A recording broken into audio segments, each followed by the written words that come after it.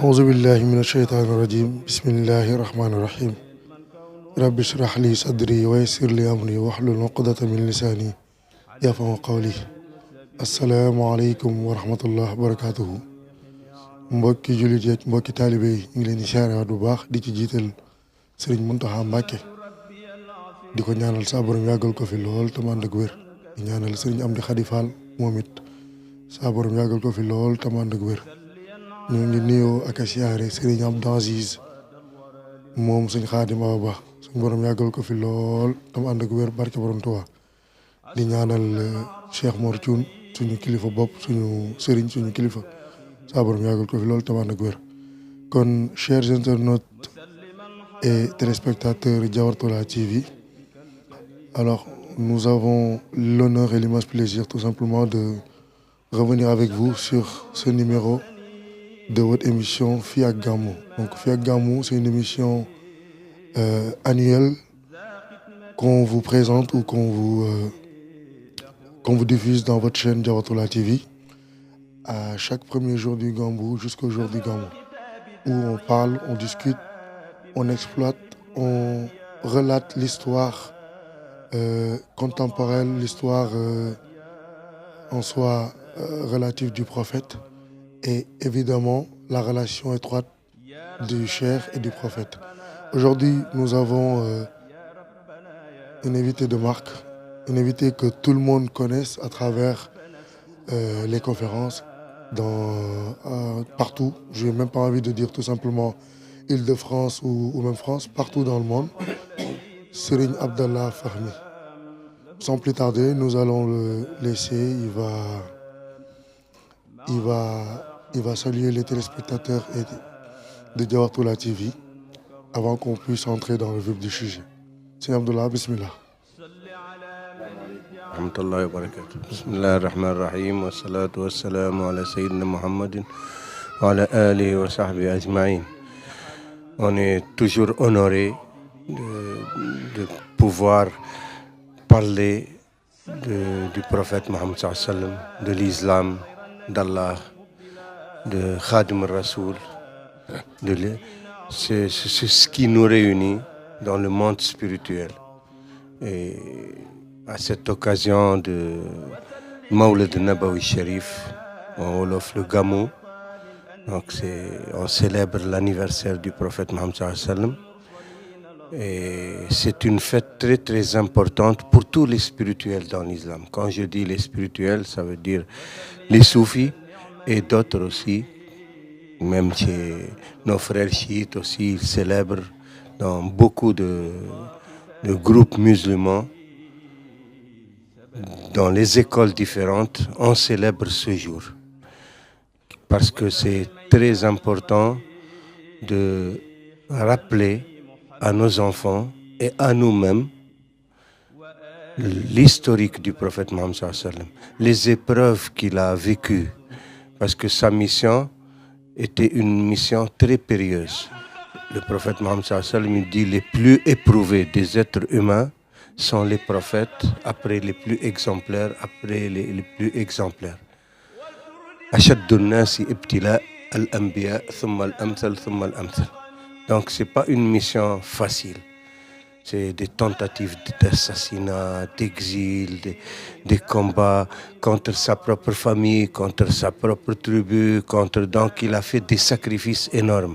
Le prophète Mohammed sallallahu alayhi wa sallam et ses compagnons qui ont aussi déserté leur famille, ils ont même combattu leur famille. Donc pour que l'islam nous soit arrivé aujourd'hui, nous on s'est réveillés, on s'est trouvés musulmans. Certains peut-être aussi ont découvert l'islam, ils ne sont pas nés musulmans. Mais la quasi-totalité ou la majorité des musulmans sont nés musulmans. Donc c'est très facile. Donc c'est pour ça qu'en se rappelant ce que le prophète Mohammed sallallahu alayhi wa sallam et ses compagnons ont éprouvé pour que nous soyons aujourd'hui musulmans, on doit lui rendre grâce et plus encore rappeler à nos enfants ce privilège déjà d'être musulmans, d'avoir été choisis par Allah, parce que c'est le choix d'Allah, c'est pas notre choix.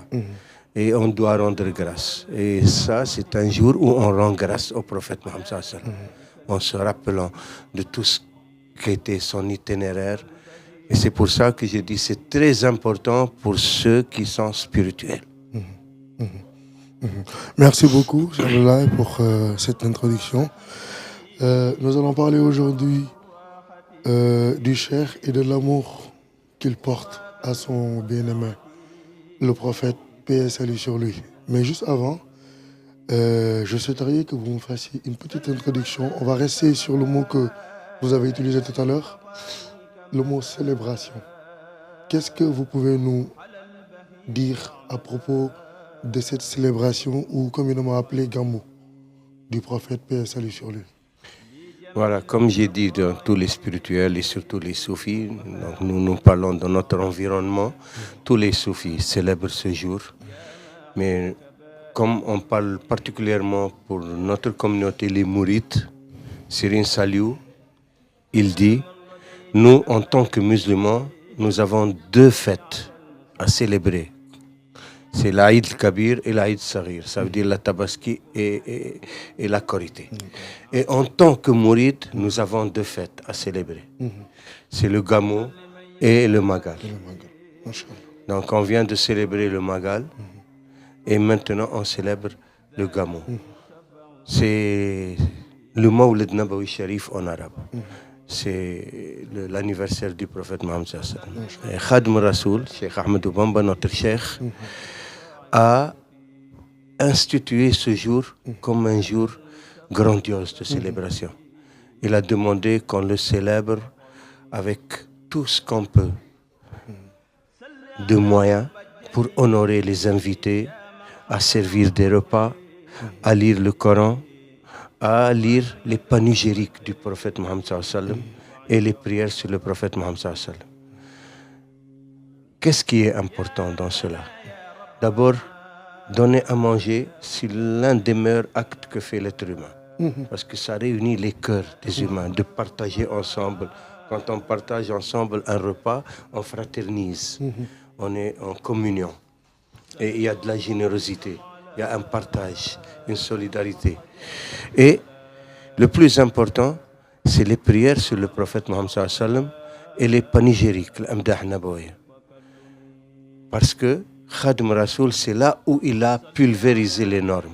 C'est là où il a surpassé tout ce qu'on a connu dans l'islam, dans cette prouesse de composer des odes, des panégyriques sur les prières sur le prophète Mohammed sallallahu alayhi wa sallam et sur les panégyriques, l'Amdah Nabawi. Et ça, c'est quelque chose d'incommensurable, qui n'a pas de prix. Parce que c'est Allah lui-même qui nous dit dans le Coran, il nous interpelle dans le Coran.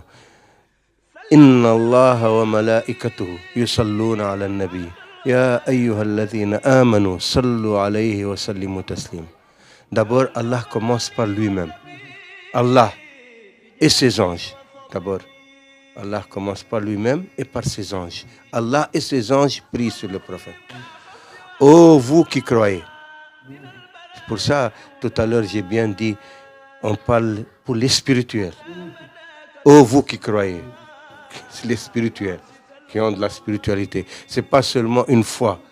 Voilà, on doit faire ceci, ça, et on doit faire cela, et on est quitte avec notre conscience. Non, on s'investit dans ce qu'on fait. Donc les spirituels, eux, ils prennent au premier degré les paroles d'Allah et on répond à l'injonction divine. Ô vous qui croyez, priez sur lui et saluez-le les meilleures salutations.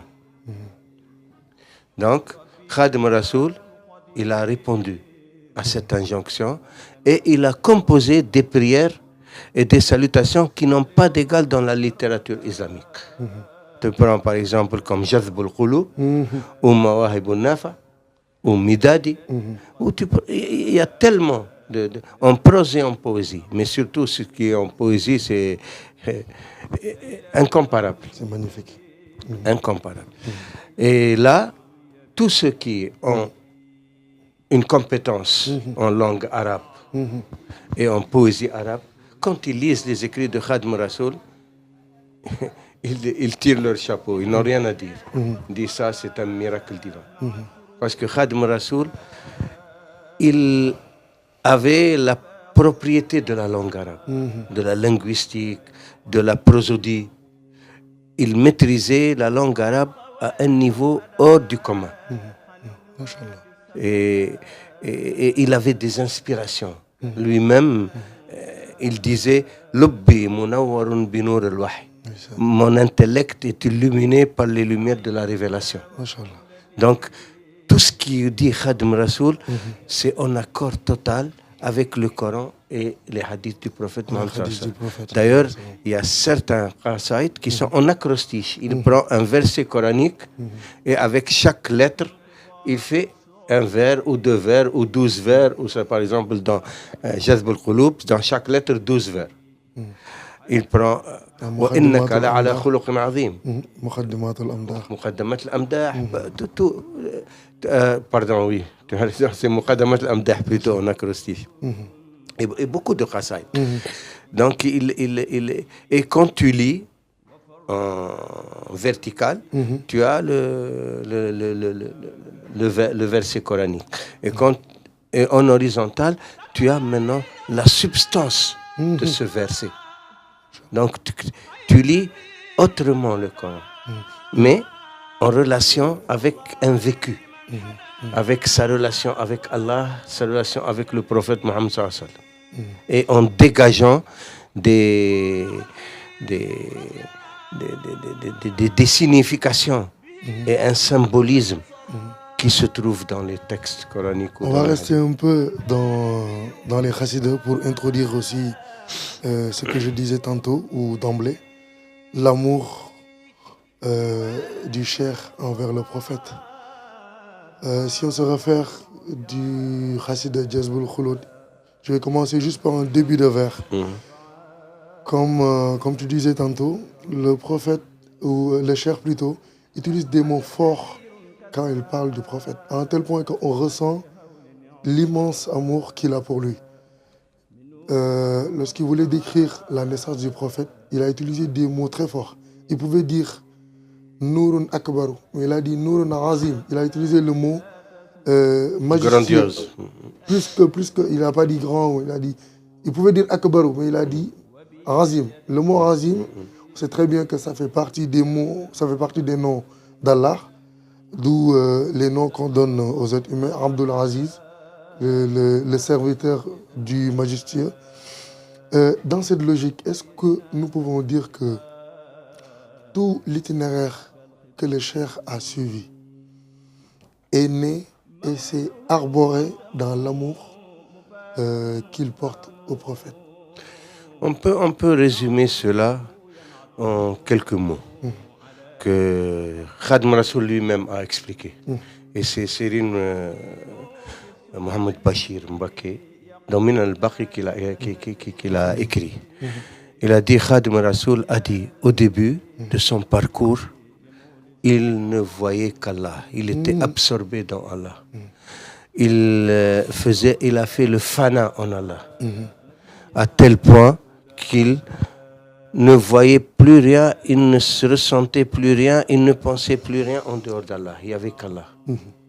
Donc Allah avait pris toute l'intellect, le cœur, et donc dans tout l'univers, il ne voyait qu'Allah. Il s'est éteint à lui-même, il s'est éteint à l'univers et il s'est absorbé en Allah. Fanafallah, on appelle. Alors c'est Allah qui se manifeste à lui. Et Allah lui dit, est-ce que je n'ai pas envoyé un prophète? Celui qui veut venir à moi vient derrière mon prophète. Khadim Rassoul dit, il sort de cet état et il commence à louer le prophète Mohammed sallallahu alayhi wa sallam, à prier sur le prophète Mohammed sallallahu alayhi wa sallam, à s'absorber dans le prophète Mohammed sallallahu alayhi wa sallam, jusqu'à ce qu'il oublie tout ce qui existe en dehors du prophète Mohammed sallallahu alayhi wa sallam. Et c'est là que le prophète Mohammed sallallahu alayhi wa sallam se manifeste à lui. Il dit, est-ce qu'on n'a pas un Seigneur qui nous a créés? Seul lui, il est digne d'être adoré. Il a dit, là, il se sort de cet état et là, il a compris. C'est là qu'il a eu. que tout tournait autour d'Allah et du prophète Mohammed sallallahu alayhi wa sallam. C'est le secret de la transcendance et de l'immanence. Et il a dit ça, il a expliqué ça en envers. قادني الله إلى محمد وقادني محمد للصمد. Inch'Allah. قادني الله إلى محمد وقادني محمد للصمد. Allah m'a conduit vers Mohammed et Mohammed m'a reconduit vers Allah. Masha'Allah. Donc, ça résume tout. Ça résume tout. Ça résume tout. Merci beaucoup pour cet éclaircissement par rapport à la première question. Maintenant, est-ce que vous pouvez nous expliquer un peu quelle forme concrète cet amour que je parlais tout à l'heure a pris corps dans les œuvres et les enseignements du Cheikh?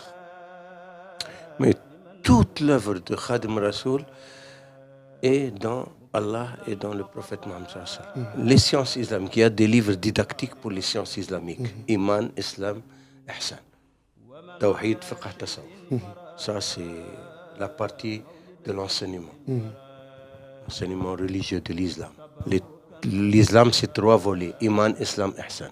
La science de l'iman, c'est le Tawhid. La science de l'islam, c'est le Fiqh. La science de l'Ihsan, c'est le Tasawwuf. Donc, il a écrit sur cela.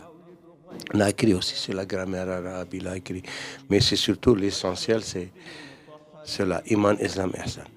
Et tout le reste, c'est sera ou des conseils. Des fois, on lui pose des questions, on lui envoie pour certaines problématiques, tu vois, de la religion ou du fiqh, il répond. Ou il donne des conseils. Mais la quasi, presque totalité des écrits, c'est sur Allah et sur le prophète Mohammed. C'est Ad'aya, Munajat, ça veut dire des invocations, des confidences, et Salawat Nabawiya, des prières sur le prophète Mohammed, et Amdah Nabawiya, panégyrique. Donc tout tourne autour de cela. Donc toute sa vie, c'était autour de cela. Et je vais sortir quelque chose d'extraordinaire que les saints ont vécu et qui reste aujourd'hui, jusqu'à aujourd'hui, un problème litigieux, même entre des saints, pour comprendre la gravité du problème. Que Khadim Rasoul, c'est pour ça qu'il dépasse tout ce qu'on connaît. Tu sais, l'amour d'Allah, quand tu t'absorbes dans l'amour d'Allah et tu oublies tout ce qui existe en dehors d'Allah, fanafillah, là c'est périlleux, c'est très dangereux, comme c'est arrivé à Hallaj.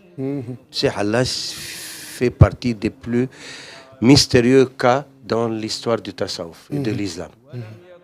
Tu sais qu'il a été crucifié, on lui a coupé ses mains, ses pieds, son sang giglait, et lui, il rigolait.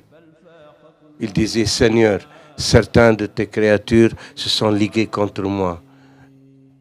Regarde ce qu'ils m'ont fait. Certains m'accusent d'hérésie et d'autres attestent ma sainteté. Et je sais que les meilleurs d'entre eux sont ceux qui m'accusent, parce qu'ils ne l'ont fait que pour défendre l'orthodoxie de leur religion. Seigneur, si tu ne m'as pas montré ce que tu m'as montré, je ne serai pas là. Et si tu leur as montré ce que tu m'as montré, ils ne feront pas ce qu'ils font là. Seigneur, pardonne-leur, ils ne savent pas ce qu'ils font. Et alors qu'il était sur la croix et tout. Maintenant, Hallaj, c'est un cas litigieux même entre les saints. Cheikh Abdul Qadir Jilani, un jour, il était avec des disciples et des amis à lui, il donnait un cours, et il y avait un disciple de Cheikh Ahmed Rifai. Cheikh Ahmed Rifai, on l'appelle Dhul Alamain, l'homme aux 2 étendards, parce qu'il avait la Qutbaniyya avant Cheikh Abdul Qadir Jilani, mais il a demandé au prophète Mohammed sallallahu alayhi wa sallam de le décharger. Et elle est revenue à Cheikh Abdul Qadir Jilani. Après le décès de Cheikh Abdul Qadir Jilani, elle est revenue à Cheikh Ahmed Rifai. Donc imagine, Cheikh Ahmed Rifai, c'était le Qutb. Alors, un de ses disciples était venu voir Cheikh Abdul Qadir Jilani dans le cours. Et il a demandé, il a dit, qu'est-ce que dit le Cheikh à propos de Hallaj? Cheikh Abdul Qadir Jilani, il dit, je vois que c'est un homme qui s'est élevé jusqu'à dépasser le rang des anges. Et il s'est isolé avec Allah. Et Allah lui a montré ce qu'il a montré, ce qu'il lui a montré. Et quand il est revenu, il voulait parler aux gens de ce qu'il a vécu et il n'a pas trouvé qui le prend par sa main. Oh, que j'aurais aimé être de son époque, j'aurais pris par sa main. Alors le disciple de Cheikh Ahmed Rifai était stupéfait. Il a dit, mais ce n'est pas ça ce que dit notre cheikh. Il a dit, qu'est-ce que dit votre cheikh? Notre cheikh dit que c'est un égaré qui égare. C'est un hérétique qui égare les gens, il faut s'éloigner de lui. Ah, alors il y a des disciples de Cheikh Abdul Qadir qui étaient fâchés, comment il parle. Alors Cheikh Abdul Qadir, il a regardé personne ne parle. Il a regardé le disciple, il a dit, écoute mon fils, ton cheikh aujourd'hui, sa parole est une caution. Tout ce qu'il dit, c'est ça. Il ne faut plus chercher ailleurs. Donc ce que dit ton cheikh, c'est ça la vérité. L'autre, il est parti content. Un des disciples de Cheikh Abdul Qadir dit, cheikh, on n'a pas compris. Il a dit, écoutez, Cheikh Ahmed Rifai a des disciples et moi j'ai des disciples. Lui, il les éduque d'après le meilleur pour eux et moi j'éduque mes disciples par eux. Chacun, ça dépend à qui tu t'adresses. Et c'est ça, le prophète Mohammed sallallahu alayhi wa sallam lui-même, il dit, نحن قوم أمرنا أن نخاطب الناس حسب عقولهم وأن ننزل الناس منازلهم. Nous sommes une communauté, la communauté des prophètes. On nous a ordonné de parler avec chacun au niveau de son entendement et d'honorer chacun au niveau de sa dignité. Donc c'est comme ça que font les saints, ils suivent les prophètes. Donc chacun, on ne peut pas parler à tout le monde le même langage. Chacun d'après son niveau, d'après chacun. Pour te dire, Hallaj, c'est ça son... Il est arrivé à Allah, il est revenu et il n'a pas trouvé qui le prend par sa main. Et il a eu ce qu'il a. C'est lui-même, maintenant, qui a résolu ce problème? C'est Ibn Arabi al-Hatim. Il a dit, il a vu une vision à Cordoba, il était à Cordoba. Il a vu Hallaj et tous les prophètes de Sayyidina Adam jusqu'à Sayyidina Isa étaient réunis. Et Hallaj, il les suppliait un par un pour qu'il intercède pour lui, pour qu'il voie le prophète Mohammed sallallahu alayhi wa sallam. Parce qu'il était privé de la vision du prophète Mohammed sallallahu alayhi wa sallam jusqu'au jour du jugement. Et Hallaj ne pouvait pas supporter ça. Il était en train de supplier les prophètes pour qu'il intercède. Parce que quand il a compris, il a vu Allah, il a compris la miséricorde, l'étendue de la miséricorde d'Allah. Parce qu'Allah, c'est la miséricorde. Id'u Allah ou id'u ar-Rahman, ayyama tad'u falahu al-asma'ul husna. Invoquez Allah ou invoquez le miséricorde. Qui que vous invoquez, c'est à lui le plus parfait. Non? Donc la miséricorde d'Allah n'a pas de limite. Et Hallaj, quand il a dit, si je vois le prophète Mohammed sallallahu alayhi wa sallam, mais il a dit dans le terme Idha ra'ayt ibn Amina, si je vois le fils d'Amina, je vais lui demander des comptes. Pourquoi quand Allah l'a élevé Qaba Qawsayni aw Adna et qu'il lui a dit demande ce que tu veux, tu es exaucé. Il a dit ma communauté, ummati. À qui il a laissé le reste de l'humanité? Pourquoi il n'a pas dit toute l'humanité? Alors, un soir, il voit en vision le prophète Mohammed sallallahu alayhi wa sallam. Il lui dit, oh Mansour, il s'appelle Mansour. Oh Mansour, c'est toi qui as dit que quand tu me verras, tu me demanderas des comptes. Il a dit, oui, ô meilleur des créatures. J'ai dit. Il a dit, tu ne sais pas que le jour du jugement, quand chaque communauté va s'adresser à son prophète, son prophète, il dit, nafsi, nafsi. Allez à Adam va dire, allez à Ibrahim, à Nuh, Nuh à Ibrahim, Ibrahim à Moussa, à Isa, jusqu'à ce qu'il vienne au prophète Mohammed sallallahu alayhi wa sallam. Il dit, je me lève et je me prosterne devant Allah jusqu'à ce qu'il me dise de se relever et il va m'apprendre des louanges à l'instant même avec lesquelles je le louerai. Et il va me dire, demande ce que tu veux. Je vais lui demander, Allah donne le droit d'intercession, shafa'a, à chaque prophète pour qu'il intercède pour son peuple, à chaque saint pour qu'il intercède pour ceux qui croient en lui, à chaque savant pour ceux qui ont suivi sa science, à chaque martyr. Il y a 10 catégories qui ont le droit de shafa'a, qui sont connues dans l'islam. C'est à eux que j'ai laissé le reste de l'humanité. Parce que si le prophète a dit, alors quel est le rôle des autres prophètes? S'il a dit toutes les... C'est vrai. Donc, Hallaj a pleuré. Il a dit, ô meilleur des créatures, quel est le châtiment de celui qui ne t'a pas estimé à ta juste mesure? Il lui a dit, c'est de mourir par l'épée de ma loi, à la charia. C'est pour ça que Hallaj lui-même, il sortait dans la rue, il criait « Uqtuluni ya thiqati, inna fi qatli hayati wa fi hayati mamati » Oh braves gens, tuez-moi dans ma mort et ma vie, et dans ma vie et ma mort. Allah vous a rendu licite mon sang. Tuez-moi, vous serez des combattants de la foi et je serai un martyr de l'amour divin. Donc tu vois, c'est parce qu'il a sauté. Et c'est ça que beaucoup ne comprennent pas aujourd'hui, qui n'estiment pas le prophète Mohammed sallam à sa juste mesure. Il y a certains, ils le prennent pour un homme comme nous, tout simplement. Tu vois? Il a amené le message, le Coran, il est parti. Donc voilà, tu as le Coran. Mais ceux qui comprennent la réalité du prophète Mohammed sallam, c'est pour ça que je dis c'est pour les spirituels.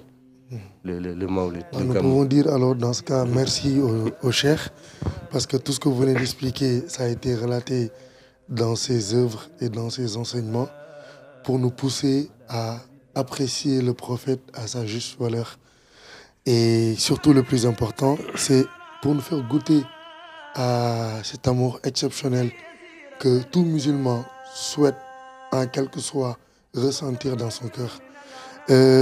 Maintenant, je voudrais savoir, pour aujourd'hui, pour raviver cet amour à travers le chemin que le cheikh a tracé, à travers la voie, la direction que le cheikh essaie de nous orienter, bien évidemment, on reste dans le contexte où, comme il avait dit, j'ai parlé, vous m'avez entendu, j'ai fait des choses, vous avez vu, mais j'ai écrit des œuvres que j'ai laissées ici pour que vous les lisez et que vous puissiez vous guider en quelque sorte à travers ces œuvres pour essayer de susciter ou de demander ou d'essayer d'avoir ou de créer ou de faire naître dans votre cœur cet amour exceptionnel. Comment le faire raviver à travers la voie que le cheikh a tracée? Le cheikh Ahmadou Bamba Khadim Rassoul nous a laissé un patrimoine unique, exceptionnel. Parce que rien qu'en chantant les qasaïd du prophète Mohammed sallallahu alayhi wa sallam, on est en train de prier sur lui et de faire ses amdah, ses amdah nabawi, panégyriques. Et quelle est la valeur de cela? Le prophète Mohammed sallallahu alayhi wa sallam, il dit, celui qui prie sur moi une fois, Allah prie sur lui 10 fois. Celui qui prie sur moi 10 fois, Allah prie sur lui 100 fois. Celui qui prie sur moi 100 fois, Allah prie sur lui 1000 fois. Celui qui prie sur moi 1000 fois, Allah dit aux anges, n'écrivez pas, c'est entre moi et mon serviteur. Seul Allah connaît la récompense. Donc imagine les mourides qui ont ce patrimoine de Khadim Rassoul. Ils lisent et chantent les qasaïd du prophète Mohammed sallallahu alayhi wa sallam. Combien de fois ils prient sur le prophète Mohammed sallallahu alayhi wa sallam? Et combien de fois ils chantent ses louanges? C'est ça le taslim. Sallimu alayhi taslima. De chanter ses louanges. De lui adresser des salutations. Donc imagine qu'est-ce qu'il gagne. C'est hors de compréhension de tout esprit rationnel.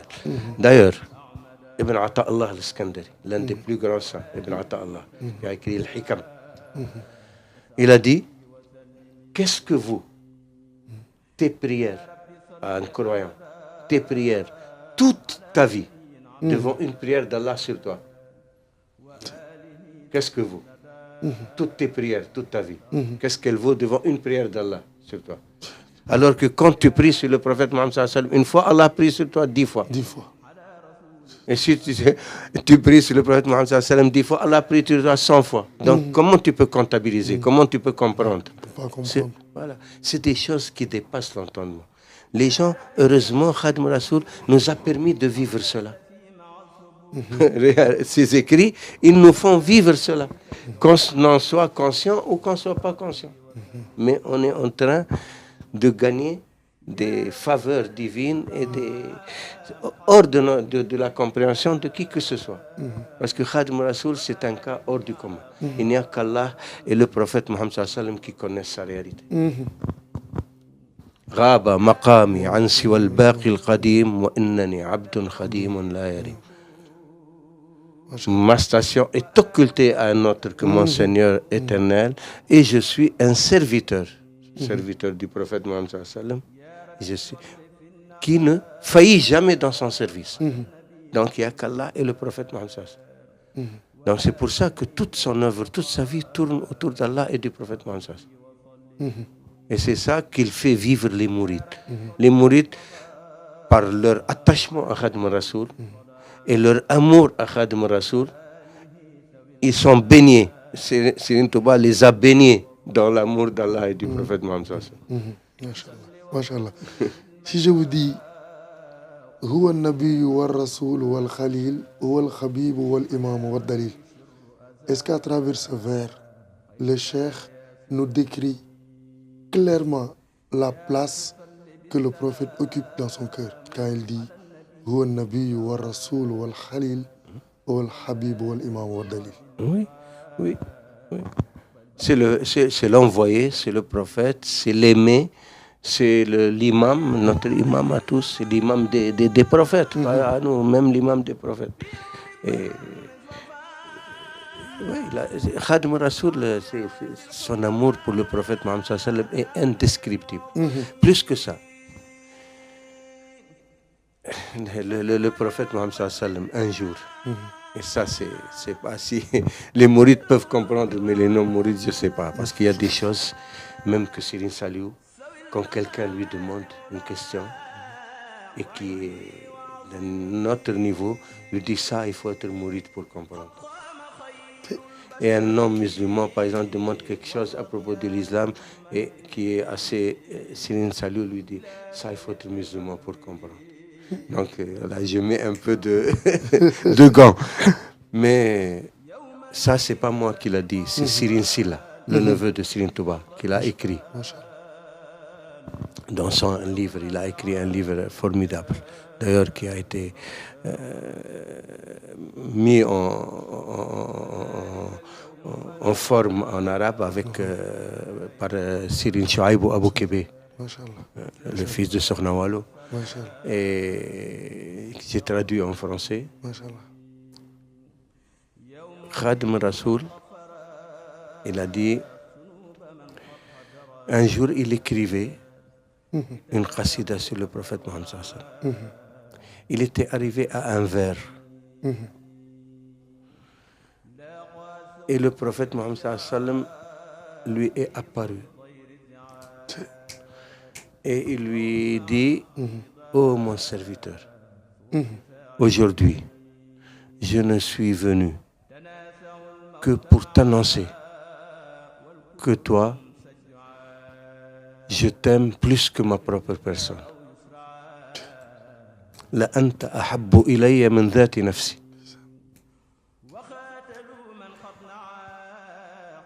Donc, si tu vois la station de Khadim Rasoul auprès d'Allah et du prophète Mohammed sallam, maintenant, c'est pas difficile à comprendre pour qu'un esprit qui n'est pas coincé, tu vois, parce qu'un jour, je parlais avec un savant de l'Azhar et sur Khadim Rasoul, il connaissait un peu sur Khadim Rasoul, il a lu certains ouvrages, il était stupéfait et tout, et on est arrivé à ça. Et je lui ai dit ça. Il a sursauté. Je dis, qu'est-ce qu'il y a? Il me dit, comment tu oses dire ça? Je dis, moi, c'est pas moi qui a dit, c'est Khadim Rasoul qui a dit. Il m'a dit, mais non, mais comment qu'est-ce que ça veut dire? Je dis, où est le problème? Il m'a dit, mais tu te rends compte? J'ai dit, oui, je me rends compte, qu'est-ce qu'il y a? Il m'a dit, toi, tu ne peux pas dire à ton fils, ou à ta femme, ou à ton père, que tu l'aimes plus que toi-même? Bah, c'est une dimension spirituelle. Il m'a dit, oui, je peux. J'ai dit, oui, c'est une façon d'exprimer son amour. Il m'a dit, oui, c'est vrai. Tu vois, des gens, des fois, ils sont bloqués par des mots que, avant même de réfléchir, c'est quelque chose comme... Et ça, c'est... Donc, la relation entre le prophète Mohammed sallam et Khadim Rasoul, comme la relation d'Allah et du prophète Mohammed sallam, comme la relation de Khadim Rasoul avec Allah, elle est au-delà de la compréhension et de l'imagination. C'est comme un jour quelqu'un il a expliqué en parabole et il a demandé à Khadim Rasoul de lui expliquer sa relation avec le prophète Mohammed sallallahu alayhi wa sallam. Khadim Rasoul lui a dit amène un verre d'eau et un morceau de sucre. Il a amené un verre d'eau, un morceau de sucre. Il a dit mets le sucre dans l'eau. Il a mis le sucre, il a dit mélange. Il a dit, mélange. Il a dit maintenant est-ce que tu peux retourner le sucre là où il est il a dit non, c'est comme ça. C'est des paraboles mais qui sont significatives. Khadim Rasoul s'est absorbé complètement en Allah et le prophète Mohammed. Totalement homogène. Machallah. Machallah, Machallah, c'est Abdoulaye. Franchement, on a eu l'honneur et l'immense plaisir de vous accueillir dans ce numéro de Filles ak Gamou. C'était un plaisir. Et j'espère et j'ose espérer que les téléspectateurs de Diamantoula TV ont adoré cette émission. Parce qu'on a beaucoup parlé du prophète, de son amour, du cher. Mais comme vous l'avez dit d'emblée, vous êtes resté dans la partie vraiment spirituelle. Et je pense que tous les mourides doivent rester dans ce bain-là, dans cette station-là, comme vous l'avez dit, pour mieux comprendre la relation étroite entre le prophète, Dieu et le cher. Oui, parce que là, on parle d'amour. Et l'amour, ça ne se quantifie pas, ça ne se mesure pas.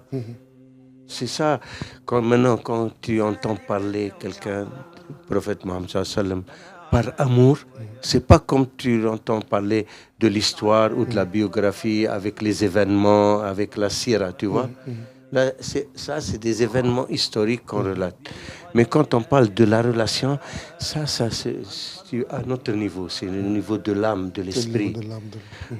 Il y a un hadith du prophète Mohammed sallam, il dit Al-arwah junoudun mujannada man ta'arafa minha ta'alafa. Les esprits sont comme des légions enrôlées. Tu sais, la légion, ils ont le même insigne qui se reconnaissent. Donc, c'est comme des légions enrôlées. Ceux qui se reconnaissent s'attirent et ceux qui se méconnaissent se repoussent. Man ta'arafa minha ta'alafa wa man nakara minha takhalafa. Donc, c'est comme ça. Maintenant, les gens spirituels, ils se reconnaissent. Quand ils parlent de l'amour du prophète Mohammed sallam ou l'amour d'Allah, tout de suite, il y a une attirance.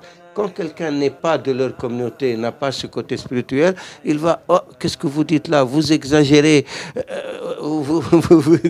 Il a peur, le pauvre, parce que lui, il ne goûte pas. Ça, on appelle ilm al-adwaq. C'est du gustatif. Ça, il faut... Comme quelqu'un, il voulait demander cette science des soufis, il lui a dit comment on peut l'apprécier. Il lui a dit amène-moi du miel. Il a dit est-ce que tu peux m'expliquer le goût du miel? Il lui a dit non. Il a dit comment tu fais pour m'expliquer? Il faut que je goûte. Machallah. Ça, on dit ilm al-adwaq, c'est la science gustative. Machallah, machallah. Sapiens, c'est de la Je finis en saluant et en voyant notre allégeance et notre amour pour notre guide Serigne Mountakha Mbacké, qui lui c'est un homme de goût. Serigne Mountakha, tu vois, quand il parle, à chaque fois il s'arrête un peu parce qu'il ne peut pas dire tout ce qu'il veut dire ou tout ce qu'il vit ou tout ce qu'il pense. Serigne Mountakha, c'est un homme de goût, de dhawq. Il le vit, ça, donc on le sent dans ses paroles. Mais il se retient pour ne pas dire beaucoup de choses. Donc on a une chance, les mourides ont une chance extraordinaire d'avoir. Moi j'ai vécu avec Serigne Saliou, j'ai vécu avec Serigne Mountakha. Donc, je sais de l'intérieur ce que c'est le mouridisme et ce que représente le vécu mouride, l'amour du prophète Mohammed sallallahu alayhi wa sallam, l'amour de l'islam, l'amour d'Allah et l'amour de notre guide, Cheikh Ahmadou Bamba, qui nous donne cette force spirituelle de pouvoir affronter tous les aléas de la vie et de pouvoir être serein, non seulement dans notre quotidien, dans notre vie, dans ce monde, mais surtout pour l'autre monde. Les mourides ont une assurance qu'on a grâce à cet amour dont on parle. Parce que le tasawwuf, c'est la religion de l'amour. C'est l'amour d'Allah et l'amour du prophète Mohammed sallallahu alayhi wa sallam. qui te donne cette faculté de pouvoir goûter aux paroles du Coran, les paroles d'Allah, les paroles de nos guides spirituels qui ont représenté eux-mêmes par leur personne cet amour d'Allah, du prophète Mohammed sallallahu alayhi wa sallam. Par exemple, quand on parle de Khadim Rasoul, qu'est-ce qui l'a rendu aussi célèbre et qu'est-ce qui l'a élevé? C'est son amour pour Allah et pour le prophète Mohammed sallallahu alayhi wa sallam. Donc c'est cet amour qui permet à l'homme de grandir et d'amplifier non seulement sa connaissance, sa vertu, sa foi. Et donc l'amour c'est très important dans les hommes. Et c'est ça dont on parle. Maintenant, quand on va célébrer l'anniversaire du prophète Mohammed sallallahu alayhi wa sallam, le Maoulid de Gamou, c'est l'amour du prophète Mohammed sallallahu alayhi wa sallam qui nous pousse. Si des gens n'ont pas cet amour et ne célèbrent pas, c'est leur... On ne peut pas leur mettre ça de force. Mais ils ne peuvent pas aller critiquer ceux qui ont l'amour du prophète Mohammed sallallahu alayhi wa sallam et qui célèbrent. C'est de l'inconscience. Machallah. En tout cas, encore une fois, on est très contents. Donc, chers téléspectateurs Diawartoulah TV, c'était ce qu'on vous avait amené aujourd'hui dans ce numéro ou dans cette émission Fiyak Gamou avec Serigne Abdallah Fahmi. J'espère que vous avez été honorés de cette émission, vous l'avez bien suivi et que vous avez pu tirer beaucoup d'enseignements, notamment du Cheikh et de la relation étroite qu'il a avec son serviteur, plutôt son bien-aimé, son adorateur, son djawriñ, Rasulullah sallallahu alayhi wa sallam et Allah subhanahu wa ta'ala. Donc nous vous donnons rendez-vous dans un prochain numéro de Fiyak Gamou dans votre chaîne Diawartoulah TV, première chaîne islamique de la diaspora. Merci.